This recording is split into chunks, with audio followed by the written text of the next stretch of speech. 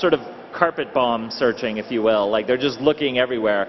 Whereas Raynor is targeted and focused. So he's never even when Kerrigan's on the map, Raynor is never facing the entire swarm. Because yes, if he did, that battle would be over in about 5 seconds.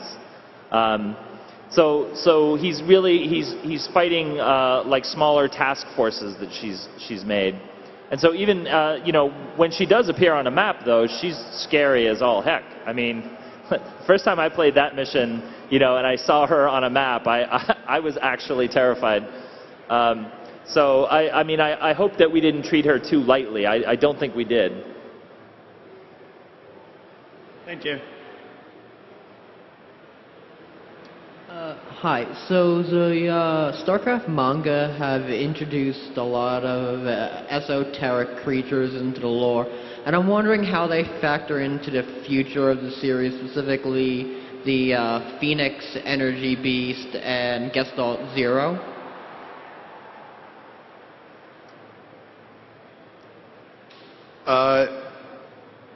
We're kind of still discussing how all those ideas play out.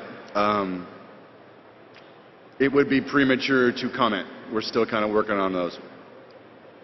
Yeah, I think it's safe to say that the Protoss, the Terran, and the Zerg are the marquee races of the Starcraft universe. They feature prominently and importantly in all of the mainline stories that we're telling. But that doesn't mean they're the only life forms. Space is a very crowded place, in at least Starcraft space is.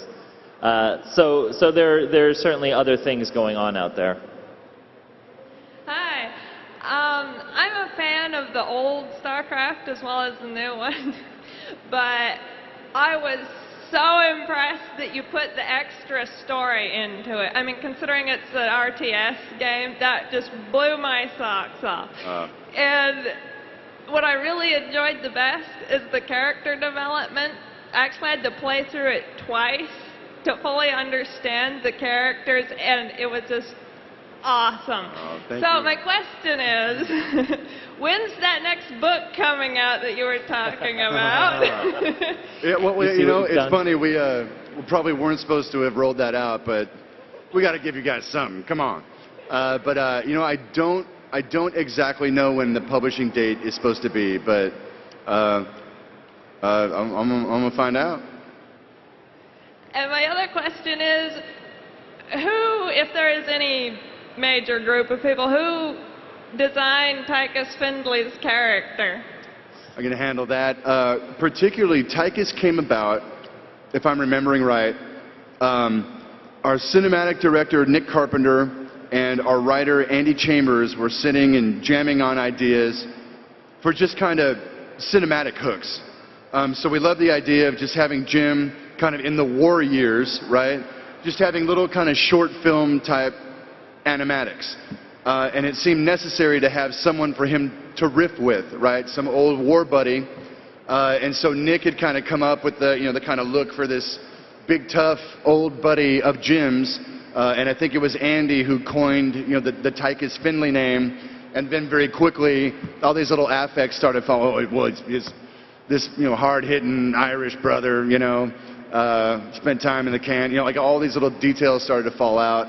But really, I got to tell you, the Tychus character was interesting and structurally necessary, but it wasn't until we got into that studio and Neil Kaplan kind of hit the voice out of nowhere, right? And he just starts going. Yeah, I'm like, holy cow, how is that sound coming out of that man? And like immediately, Tychus just took over. He was a totally secondary, afterthought character. But once Neil started saying his lines, he was like by far the funnest character to write. Like he just took over us as we were writing the game, because it was just so, you could just hear it in every line. So fun to write for. Yeah, totally. I lost 9 years in prison on account of you. Jimmy. Well, thank you very much for putting so much into this story. And Tychus is not dead or have tentacles. Raider just winged him a little. Yeah, well, we'll see what we can do. Flesh wound. Flesh wound. Hi. Ow, I want that to hurt. start off, saying I love StarCraft 2. I love the StarCraft and the Warcraft universes. They're my two favorite universes I've played since I was a kid. And with that, my question involves both games. StarCraft 1 was a really gritty, dark game where bad stuff happened, and it happened, and that was just how it went. And then Warcraft comes along, and it's more fantasy. There's more like the paragon of good and evil. And then I was just wondering if you guys noticed the really close draw between StarCraft 2 and World of Warcraft, where Kerrigan kind of became Thrall. She was this evil person, and then she just suddenly became possibly a very good character, even if she didn't know it. And then you have the Zerg kind of just got the Orc complex, where they were bloodthirsty, and then, well, maybe they were just corrupted. You don't know.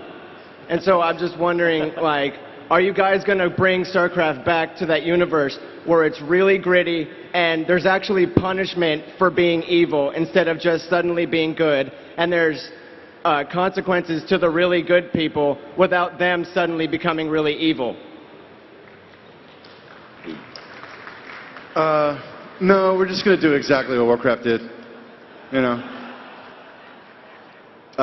So that's a complicated question. To answer it in truth will give too much away. Keep in mind, Heart of the Swarm is about what this girl is about. And by extension, what are the Zerg about? Because it runs a lot deeper than what you've seen so far. That being said, and as a direct answer to your question, it's highly unlikely we're going to make a decision to suddenly transform the Zerg into this lawful, good, heroic. The Zerg are the Zerg. No matter what, they are terrifying, they are violent, they are animals. That will not change.